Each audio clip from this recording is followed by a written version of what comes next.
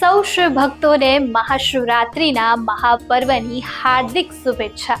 ભગવાન ભોળાનાથ આપ સૌના જીવનમાં અપાર સુખ, સમૃદ્ધિ અને શાંતિ લાવે તેવી મનોકામના। આજે ઘણી બધી ઘટનાઓ પર ગુજરાતની નજર રહેશે।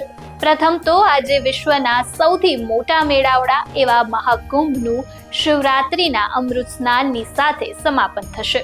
બીજું કે આજે આપણા અમદાવાદનો 614મો સ્થાપના દિવસ છે।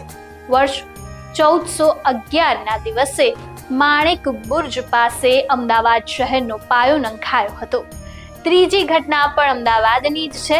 ભગવાન જગન્નાથ તો દર વર્ષે નગર યાત્રાએ નીકળે છે, પરંતુ શહેરની સ્થાપના બાદ એટલે કે 614 વર્ષ બાદ પ્રથમવાર અમદાવાદના નગરદેવી ભદ્રકાળી માતા નગરચર્યાએ નીકળશે।